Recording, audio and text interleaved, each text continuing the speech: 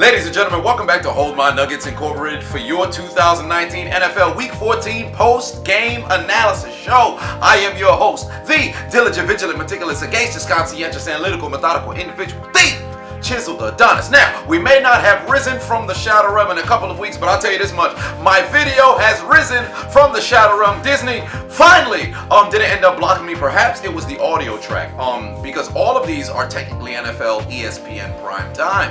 But I guess this one in particular, they didn't allow that one to be uploaded for some apparent reason. They kept striking it as visual content, so I changed everything, and then ultimately when I changed the audio track, I guess it was fair game. So I guess I can't use that one in particular. So fans of ESPN 2K5, you're not going to be hearing the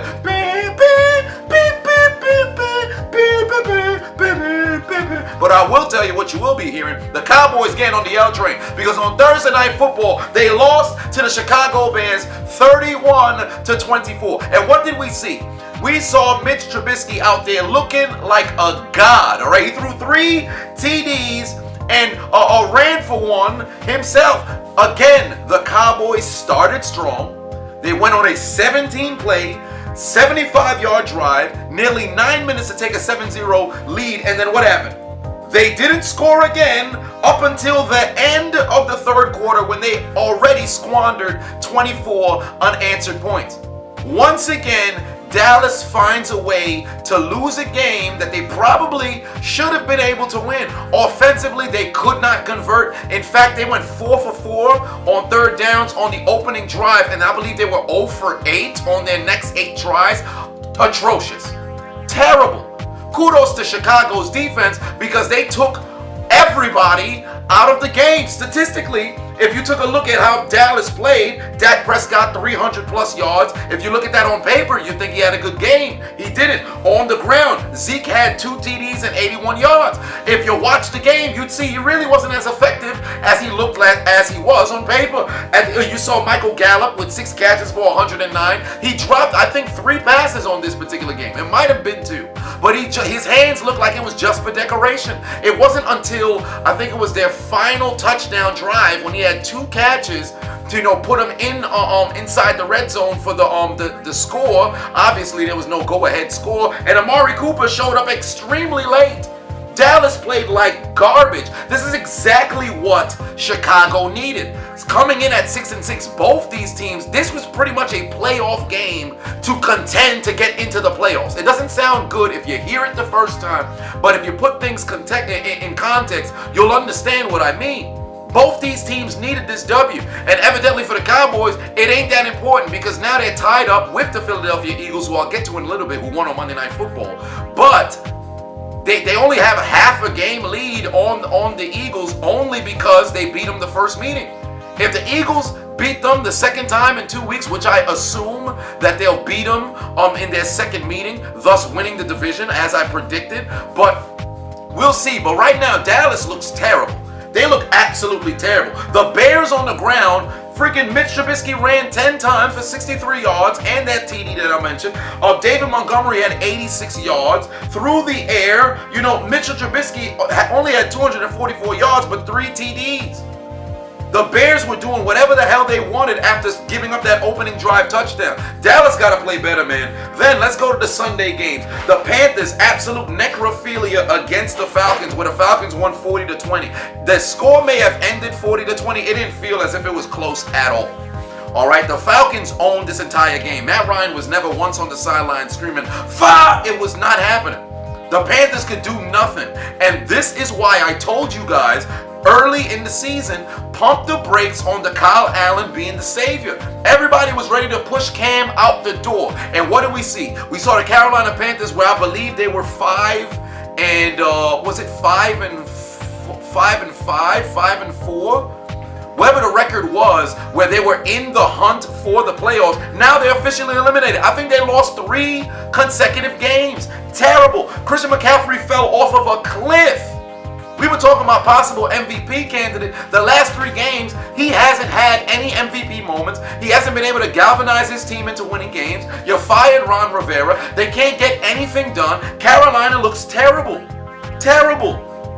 Kyle Allen was 28 for 41, 293, 1 TD, but 2 INTs.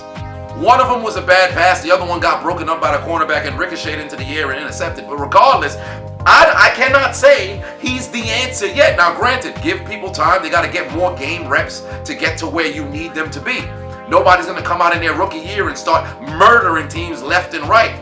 All right, there's a few select players who are able to do that, and we've seen times where players can do that, then they get figured out, and then they fizzle out. But right now, for Carolina fans and people who are critiquing Carolina, say, hey, they made a good job getting rid of Cam, or not bringing Cam back, or just let Kyle Allen go and roll out. Right now, there's some question marks. There's some question marks. For the Falcons, Matt Ryan, 20 of 34, 313, 2 TDs, and became the 10th quarterback to pass for 50,000 yards. So kudos to him. Although his team is still in the shadow realm, they're going absolutely nowhere at 4-9, but still, big time win. Devontae Freeman, 84 yards on the ground. Matt Ryan had a 93-yard touchdown. This was a very good team win for the Falcons. They took care of business. This can continue to build morale. I believe Julio Jones, for the 6th consecutive year, just went over 1,000. So that's great.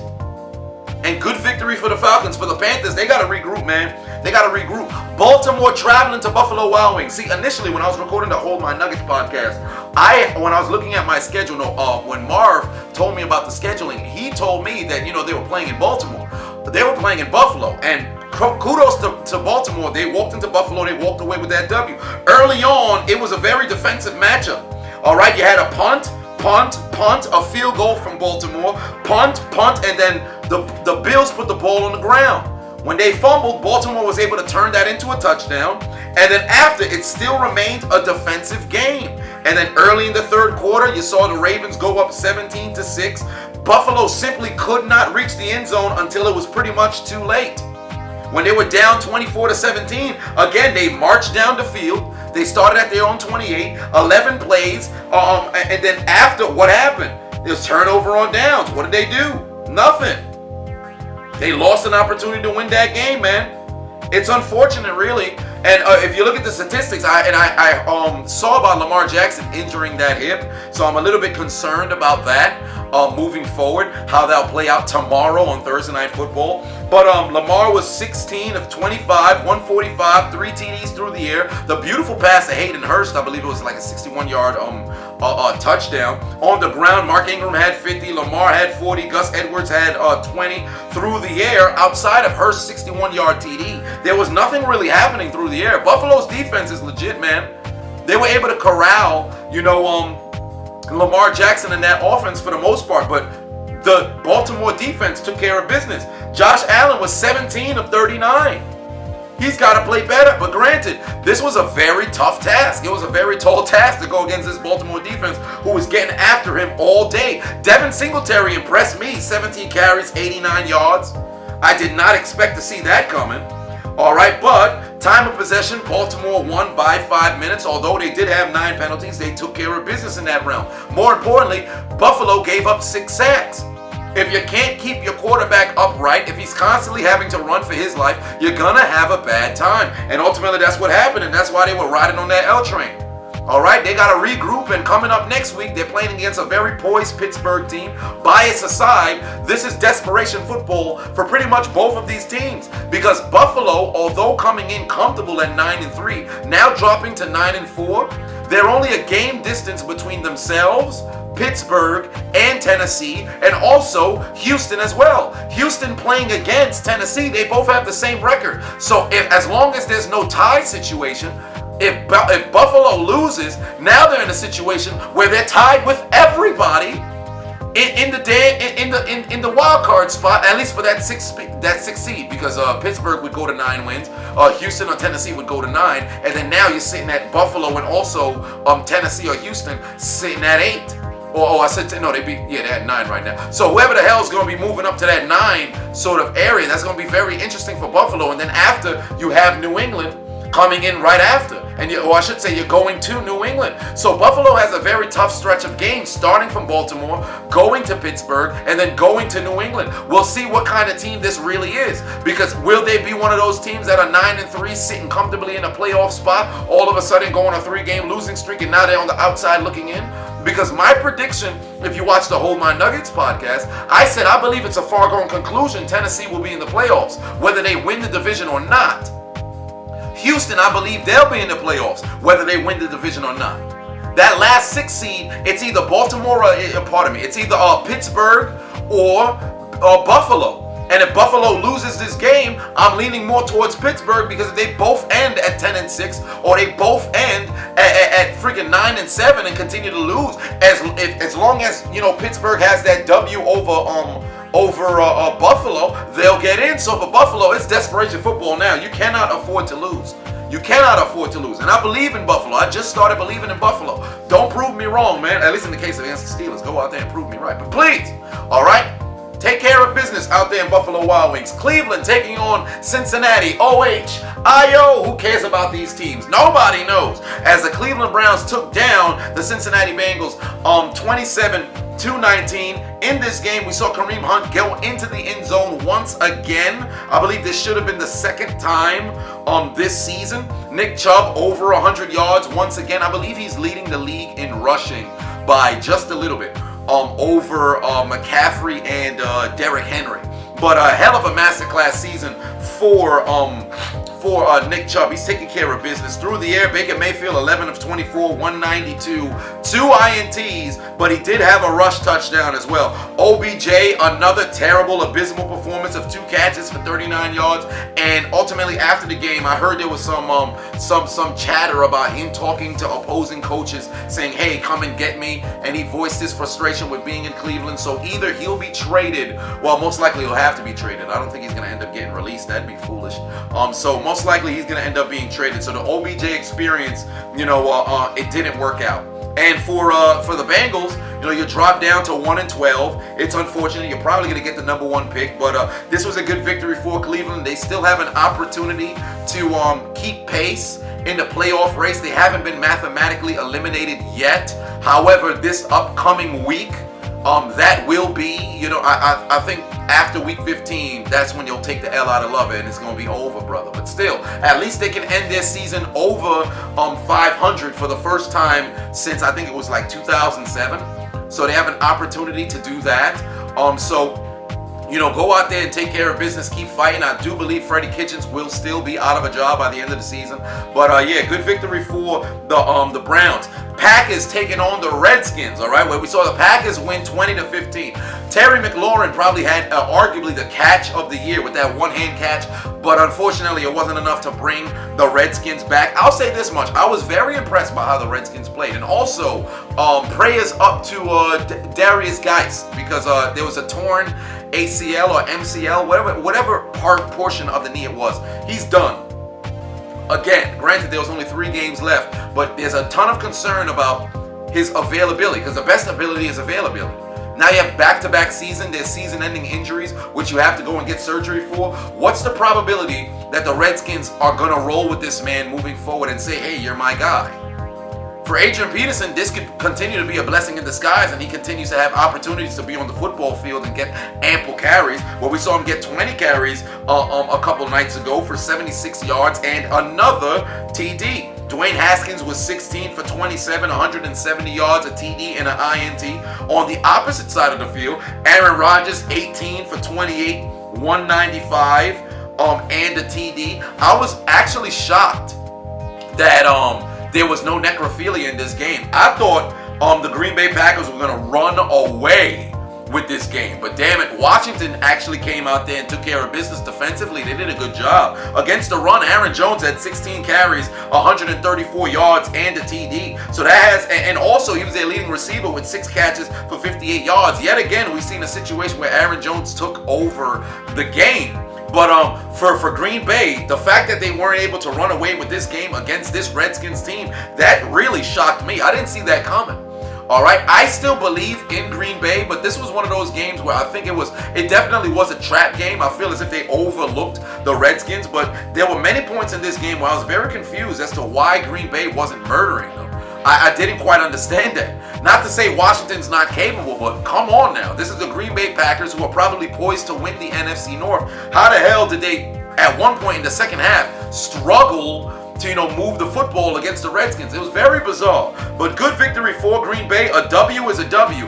But if they want to go deep into the playoffs, they got to play better football, because I didn't see that one coming. I'll tell you something that I especially didn't see coming. The Broncos putting the beats by Dre on the Houston Texans. Although they won 38-24, if you were not aware of what happened in this game, the Broncos led 38-3 at one point. You talk about necrophilia. Jeffrey Dahmer, Ted Bundy, they were on the field. There was nothing that the Broncos could do. Let me tell you what their drives were.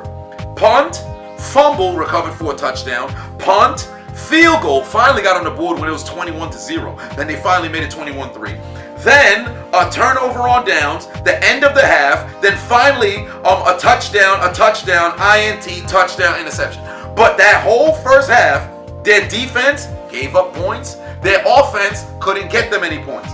Denver owned this game from the first whistle to the last. And don't tell me about, Houston started coming back. The lead was so insurmountable, down by 35. You might as well called up Frank Reich. But he's too busy. He's coaching the Colts. He's not going to come and step out. And last I checked, this ain't the 92 Bills.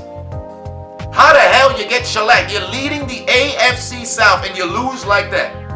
You lose like that. You just beat New England. You just beat Indianapolis. Both two big-time games. And now you lose? And look at the situation. You have a surging Tennessee team. 6-1 since Ryan Tannehill took over. All right, Derrick Henry been masterful the last 7 games. They're both tied with the same record.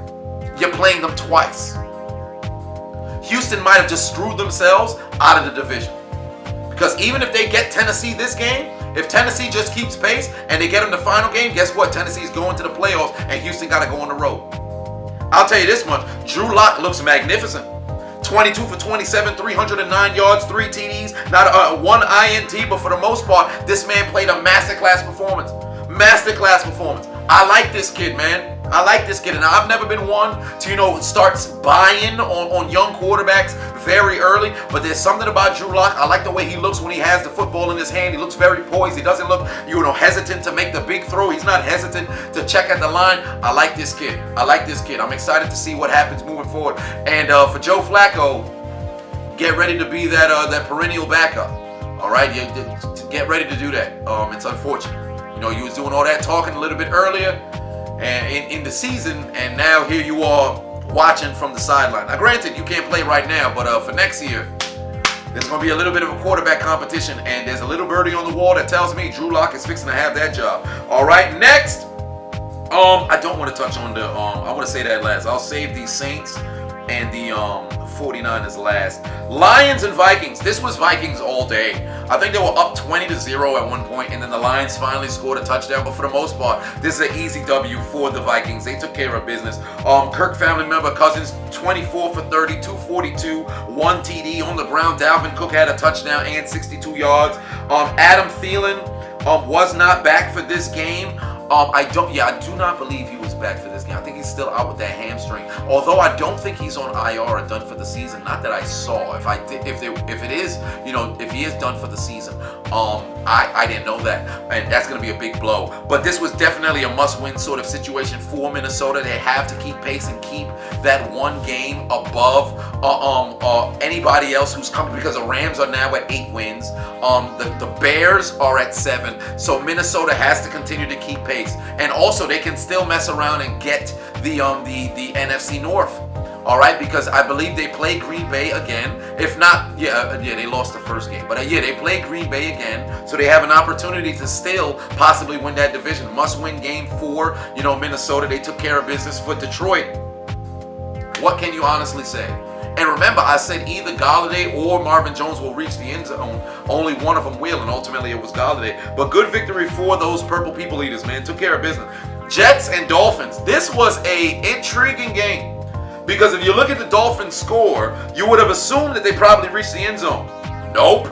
All right, because the Dolphins scoring was field goal, field goal, field goal, field goal, field goal, field goal, field goal, and they also missed a field goal. They made 7 field goals, and they had to go ahead, field goal right before the Jets ended up going on a 7-play, 41-yard drive in a little bit over a minute and a half to go ahead and win the game off the toes of Sam Ficken. No Le'Veon Bell, in this game, but Sam Darnold for the most part took care of business. 20 for 36, 270 and 2 TDs on the ground. Bilal Powell, as trusty as always, 19 carries, 74 yards, and Robbie Anderson, 7 catches, 117 yards and the TD. All right, so ultimately the Jets did show some poise, move on to 5-8, and I believe they won 4 of their last 5. Yes, 4 of their last 5 because they started 1-7. And I've gone on the record and said, I believe if Sam Darnold was not injured, or I should say out with the sickness of mono, I believe this team could have been a 7-win football team right now, if not 8. I think they could have easily been able, well, not easily, but I think they would have won more games than they're sitting at right now and possibly be in contention for the playoffs. I don't think they would have gone to the playoffs, but I think they could have at least been in contention. For the Dolphins, this was just a tale of failing to get into the end zone. All right, Ryan Fitzpatrick was 21 for 37, 245 on the ground. He was also their leading rusher as well with 7 carries for 65 yards. What does that say? If your quarterback's leading you in rushing and it's not a designed sort of running sort of situation, that just means your running backs are not getting the job done, and more importantly, the defense simply cannot contain that QB. But it wasn't enough to get the Dolphins the victory. Good job on the Jets taking care of business. Colts taking on the Buccaneers. This was a very confusing game. This was an extremely confusing game because Jameis threw 3 interceptions. Opening drive, he threw a pick just like clockwork. The Colts, what was the biggest Colts lead? The biggest Colts lead, I think they were up 35-21. All right, so that's a 2-possession lead right there. And what happens? Jameis brings them down the field multiple times. He took them down the field when they were down 35-21. Bam, down the field. 5 plays, 75 yards in under 3 minutes. Then the Colts punt. They get a field goal on 10 plays, 55 yards nearly 4 minutes.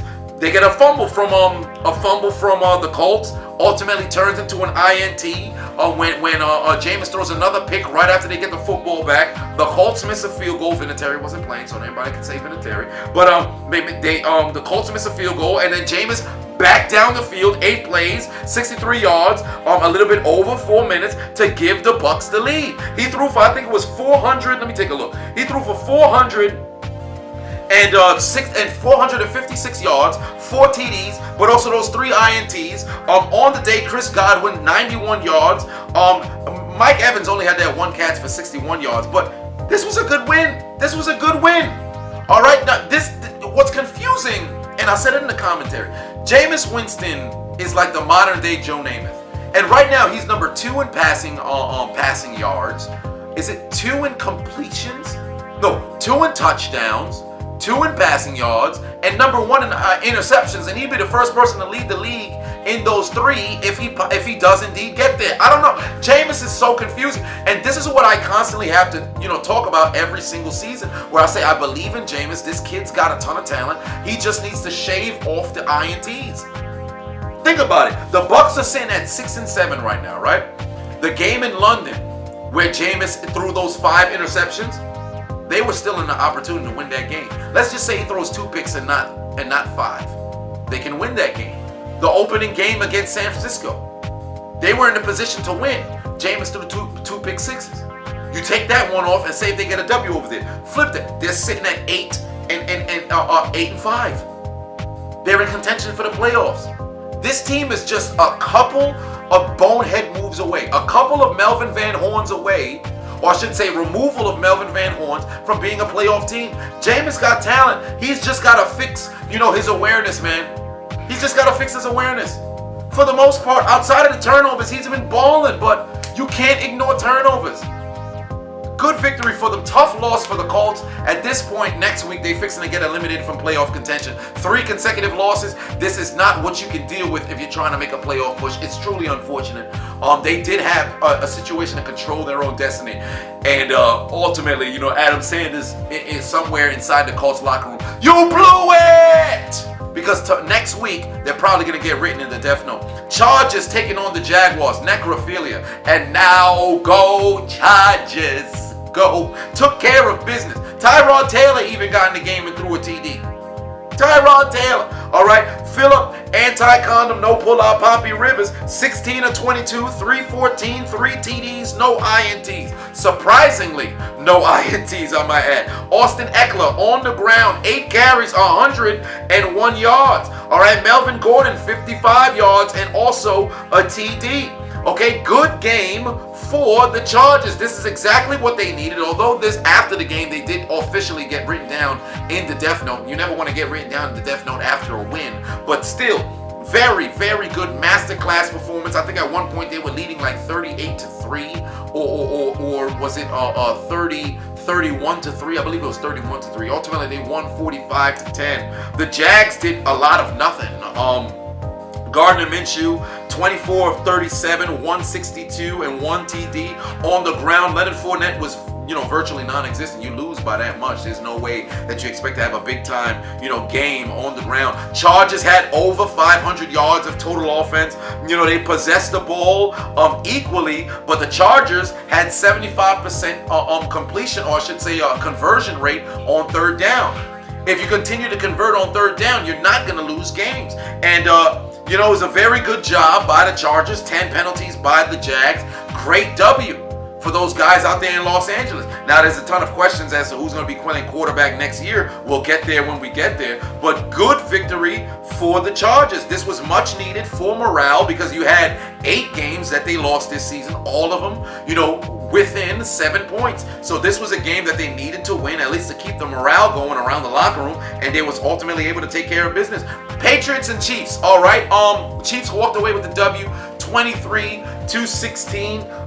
Patrick Mahomes, 26 of 40, 283 yards and a TD and an INT as well. The ground game was virtually non-existent throughout this particular game. All right, for the Patriots, Tom Brady was 19 of 36, 169 yards, a TD, and also an INT. The ground game was also non-existent here as well. But the Chiefs had over 340 yards of total offense to the Patriots' 278.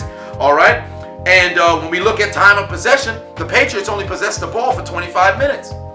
What does that mean? The Chiefs had it for 34, damn near 35, and won the TOP battle. And when you win the TOP battle against the Patriots, you're most likely going to win that football game. The Chiefs had 10 penalties too, and still was able to win this football game. They got to Brady 3 times, and although there was that terrible, call on N'Keal Harry where he reached to score that touchdown, and the referee said, yeah, he was out of bounds. That's ridiculous. That was a ridiculous call. But unfortunately for the Patriots, they couldn't challenge because they were out of challenges. Man, a lot of people are talking about, man, that's messed up. It's a terrible call by the referee, but at the same time for the Patriots, it really sucks because he was out of challenges. Had they been able to challenge, they would have probably got the call right. For the referees, it's a bang-bang sort of play. You're not going to see me shed any tears for the Patriots, losing on a terrible call, but I will call out the refs on it. I'll say that much. And now you're hearing words about the Spygate, part 2 with the Patriots now, looking at the Cincinnati Bengals of all people. But yeah, this was a tough loss for the Patriots. Consecutive losses now, losing to the Texans last week, now losing to the Chiefs this week, and I believe they lost 3 of their last 5 because they were 8-0 when they lost to Baltimore, I believe. So this was a very tough loss. Very tough loss. And now going against Buffalo in 2 weeks, that's going to be very interesting to see, because if Buffalo does win against Pittsburgh now, Buffalo has an opportunity to win, or I should say take the lead in their division when they play against the Patriots in 2 weeks. So we'll see how that all plays out. But for the Patriots right now, Tom Brady's not looking sharp. He's not looking sharp at all. Defensively, I think they still can contend with this defense. All right, if your offense continues to fail, it's only a matter of time before the defense gets a stop or the defense bends a little bit. But for the Patriots, I would like to see them, get that run game more up to par. Right now, it's not looking good. It's not consistent. And you got to take that pressure off of Brady. There's no reason why he should be leading the league in pass attempts. That's ridiculous. He's 42 years old. Why is he still leading the league in pass attempts? For the Chiefs, much needed win. They definitely needed this W, and ultimately they clinched the AFC West with the loss by the Raiders, who I'll be touching on in a little bit. But a very good W for the Chiefs. Now, for the Raiders and those Gruden grinders, when they were 6-4, opportunity to control their own destiny. What happens? Them, just like the Colts, lose 3 consecutive games. Tennessee Titans and the Raiders were notched at 21 apiece going into halftime. And what happened? 21 unanswered points by the Titans. They took care of business. They took out the chocolate and kept saying, "Oh, Henry!" and walked away with a W. Like I mentioned a little bit earlier, Ryan, Jack, and Jill went up to Tannehill since he took over as the starter for Marcus Mariota. 6-1. 6-1. He's playing sensational football. And to be quite honest with you, although he's not going to win it, he should be considered for an MVP candidate. Why not? He could be considered. Don't mean that he's going to win, but he should be considered. All right, 21 of 27, 391 yards and 3 TDs. Derrick Henry on the ground, 18 carries, 103 yards and 2 TDs. A.J. Brown with a magnificent 91-yard touchdown, I might add. Very good job for the Derrick vehicle-led, Oakland Raiders. In the first half, they played good football, as I mentioned a little bit earlier, with them being tied at 21 apiece. But the second half, they fell off a cliff. All right, Derrick Vehicle was 25 of 34, 262, and 2 TDs. And, on the ground, they did not have Josh Jacobs this game. So that was going to be very unfortunate, from the start, knowing that Josh Jacobs is not there. So how the hell would they fare? DeAndre Washington did come in and give him 53 yards on the ground, but it was not enough. All right? And they gave up 2 sacks. They did not sack Tannehill whatsoever. Time of possession was pretty much even. The penalties did not really happen. It wasn't too big of a deal. But ultimately, the Titans had over 500 yards, 550 plus yards, I should say, of total offense to only 350 plus from the Raiders. That's what the difference would be. All right, if you take a look at the Raiders' second half possessions, you're looking at a punt, and might I add, 7 plays and a punt, then a 3 and out, another 3 and out, a fumble recovered for a touchdown, another punt, turnover on downs. If you can't convert, you're going to lose the game. Bottom line. And next week, the Gruden grind is going to be put in the death note. They were over 500, and now they dropped under 500, and they're probably going to end their season at 8-8 or mess around and be at a 7-9. You had a situation where you can control your own destiny, and ultimately, you did not. Very tough break. Good victory for Tennessee. This team is surging at the right time. They're playing very good football. Let me tell you something right now. As I said, I believe Tennessee will make the playoffs, and you're not going to want to see Tennessee. And if they do win their division, whoever the hell is that 5 seed, you about to have a rough time. You about to have a rough time. If Kansas City can keep that 3 seed going, or matter of fact, mess around and get that 2 seed. I think right now they might be if they can mess around and get that 2 seed, and New England drops down to 3, or Tennessee messes around and New England loses 2 games and Tennessee's that 3 seed. Whoever the hell got to travel to go to Tennessee, you're not going to have a good time. You are not going to have a good time. And I believe this Tennessee team can travel. I don't think they're one of those teams that will win a home playoff game and lose on the road. I think this is a team that can make a deep playoff push if they keep playing this brand of football. All right? For the Tennessee Titan fans out there, take a sip of some Tennessee whiskey and tighten up, baby. Tighten up. I'm enjoying watching this football team play football. Sunday night, we saw the Rams get a much-needed win over the Seattle Seahawks, thus kicking Seattle back to the wild card after having an opportunity of being out of the wild card for 2 weeks? For 2 weeks? Or maybe 1 week? And you lost? Russell Wilson did not play his best game.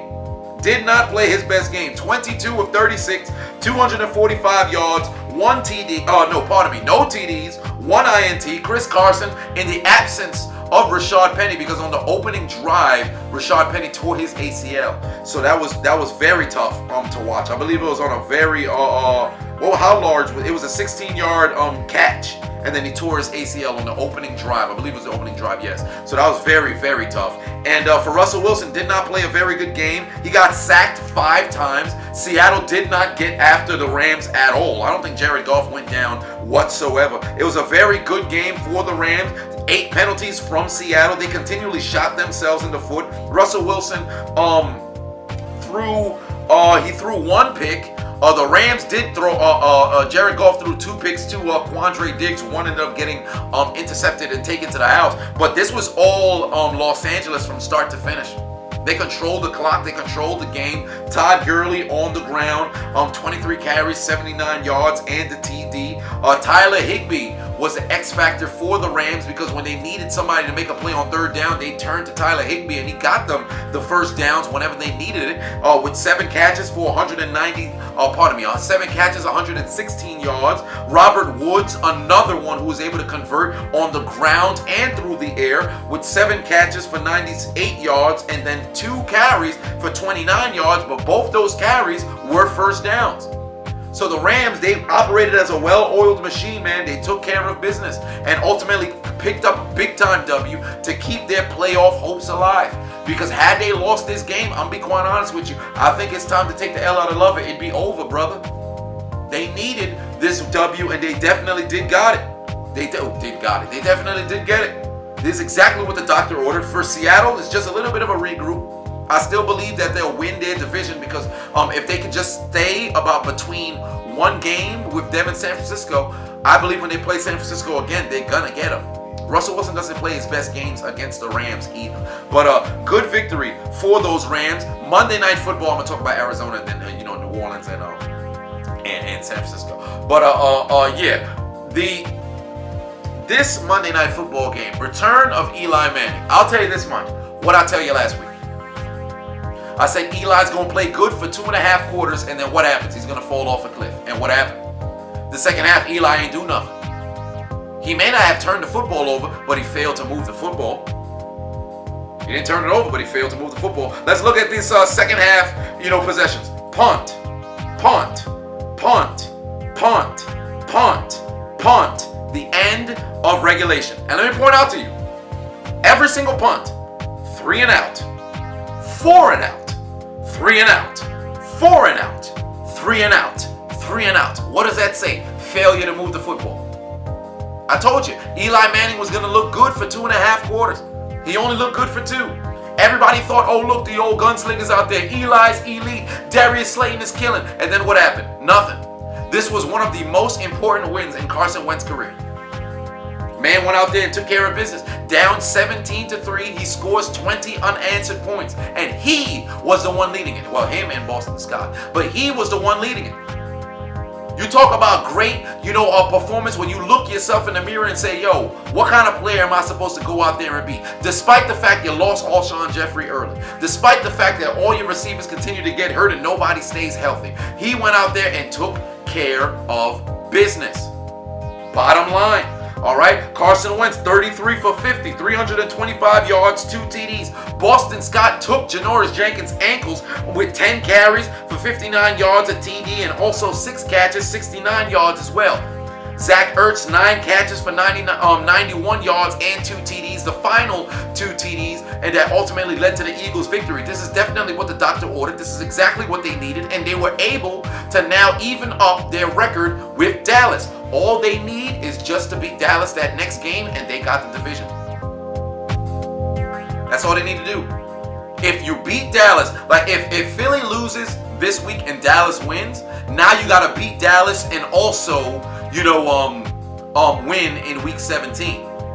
If Dallas loses again and Philly beats them, if Dallas loses next week and then Philly beats them in week 16, division done. They got it.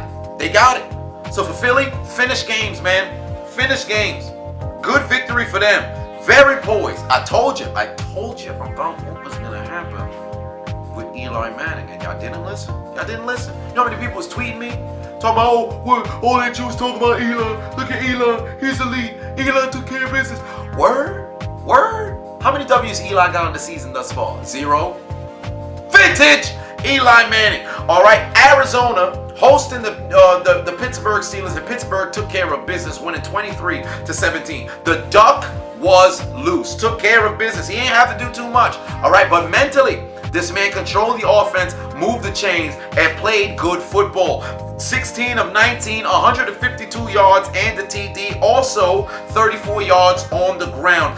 Very good job. Game ball goes to Deontay Johnson, though. He had an 85-yard, punt return touchdown, the first punt return touchdown for Pittsburgh since, Antonio Brown. And also 6 catches for 60 yards and a TD. Coming into this game, all right, the receiving core, the most tenured receiver, the oldest receiver was James Washington, and he's a second-year man. The job that Mike Tomlin has been able to do this season, and I don't want to hear anything about, man, it's such an easy schedule.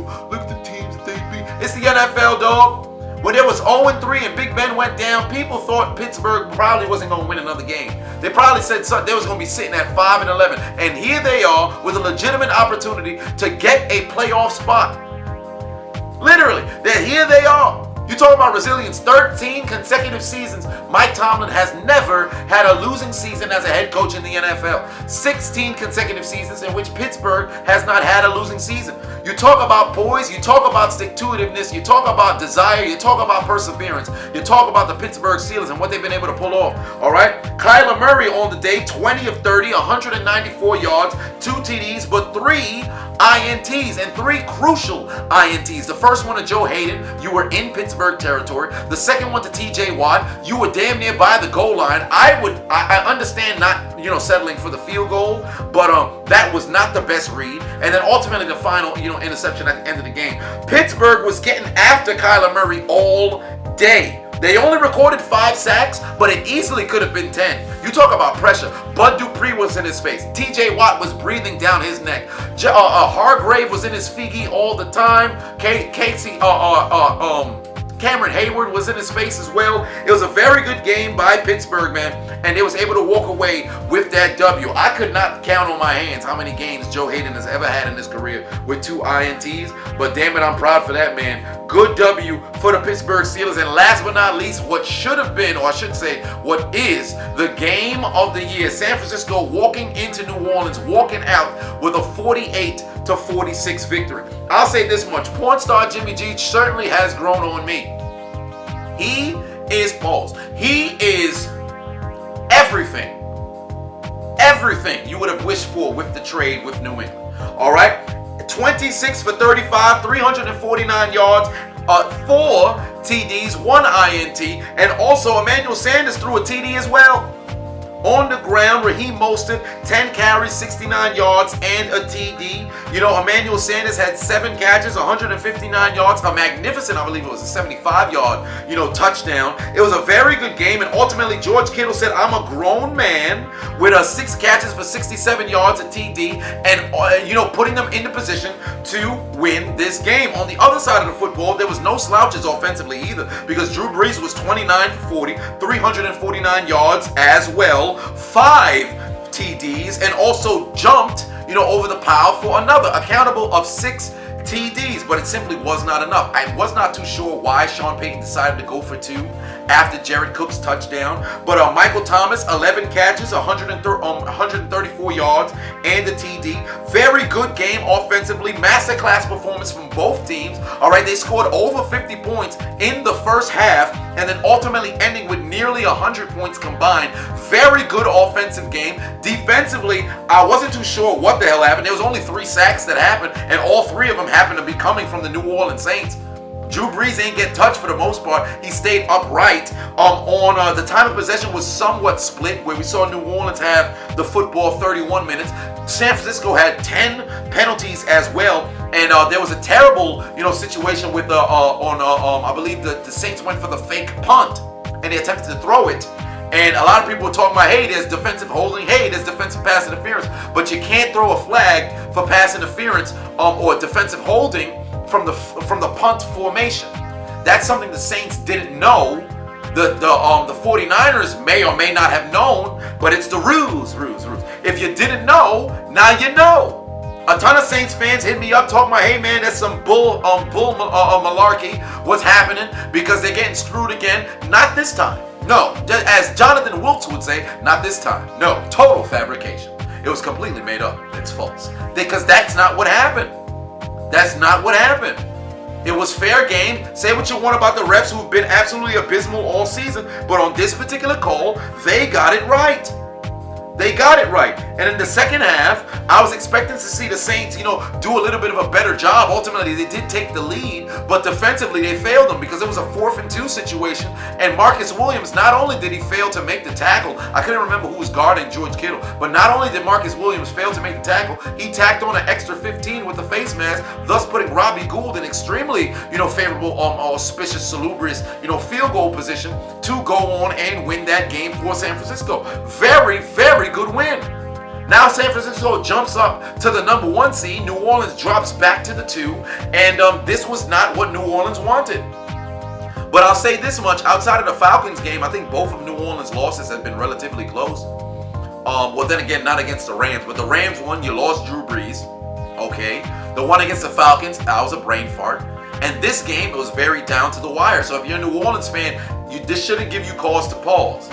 Maybe defensively you'll ask some questions like, all right, but this was just one of those shootout sort of games, man. But kudos to the San Francisco 49ers walking away with this W. But yeah, this has been your 2019 NFL Week 14 post-game analysis show. I have been your host, the diligent, vigilant, meticulous, sagacious, conscientious, analytical, methodical individual, the Chiseled Adonis. If you have not followed me already on Twitter and also on Instagram, and hell, even on Facebook as well, go and do so. All right, because I'm going to be much more active on Twitter, but Instagram, there's a lot of different updates that a lot of people happen to be missing. So if you're not briefed on what's happening, at least here on YouTube, all the information most likely will be on Instagram first. So if you have not followed me already, click one of the links in the description to my Instagram page. Go and follow me over there. But yeah, I'm gonna I can't really fade to the shadow realm. I guess I would just have to, call on Aleister Black, maybe go knock on his door and pick a fight with him. And ultimately, because I'm obviously not, ready to fight this man, he's gonna make sure that I fade to